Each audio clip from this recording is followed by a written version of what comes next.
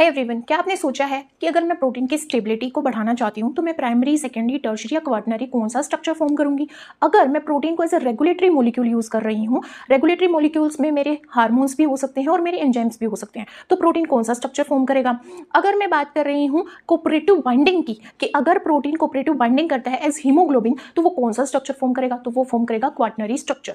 तो quaternary structure क्या होता है? जिसमें एक से ज़्यादा पॉलीपेप्टाइड सब यूनिट एक दूसरे से जुड़ के एक हायर स्ट्रक्चर फॉर्म करती है, हायर फोल्डिंग करती हैं, और जब यहाँ पे वो पॉलीपेप्टाइड चेन एक दूसरे से इंटरेक्ट करती हैं तो वो नॉन कोवेलेंट इंटरेक्शन के थ्रू इंटरेक्ट करती हैं, जैसे कि hydrogen bonding, Van der Waals interaction, hydrophobic interaction, disulphide bond and हमारा आयनिक इंटरेक्शन। ये सारे interaction in different polypeptide units को स्टेबलाइज करके एक सिंगल स्ट्रक्चर फॉर्म करते हैं, जिससे हमारा जो प्रोटीन है वो फंक्शनल हो पाता है। तो आज हम स्टडी करने वाले हैं क्वाटरनरी स्ट्रक्चर की। तो मैंने क्या बोला? Quaternary structure consist more than 2 polypeptide chain, जो फॉर्म होकर हायर फोल्डेड स्ट्रक्चर फॉर्म करेंगे, जिसको हम क्वाटरनरी स्ट्रक्चर बोलेंगे, जो नॉन कोवेलेंट इंटरेक्शंस के थ्रू हेल्ड कर रखे होते हैं। और अगर ये पॉलीपेप्टाइड चेन 2 प्रेजेंट है तो मैं उसको डाइमर बोल देती हूँ, अगर 3 प्रेजेंट है तो ट्राइमर बोल देती हूँ, और 4 प्रेजेंट है तो टेट्रामर बोल देती हूँ, और मोर देन 4 है तो मैं मल्टी सब यूनिट वाला प्रोटीन बोल देती हूँ।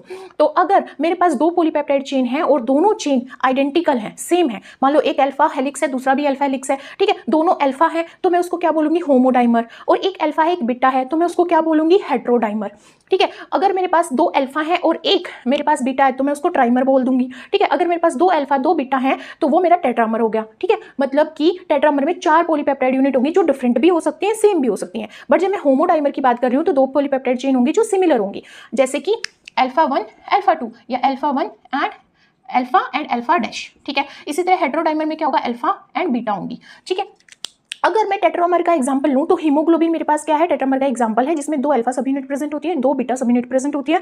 और जब ये 2 सब unit in non covalent interactions के थ्रू एक दूसरे से इंटरेक्ट करती है तो ये क्या हो जाता है? फंक्शनल हो जाता है और ऑक्सीजन की कोऑपरेटिव बाइंडिंग करता है। कोऑपरेटिव बाइंडिंग का मतलब है जब एक ऑक्सीजन हीमोग्लोबिन से बाइंड हो जाती है तो वो दूसरी ऑक्सीजन की बाइंडिंग कैपेबिलिटी को बढ़ा देती है, इसको बोला जाता है कोऑपरेटिव बाइंडिंग।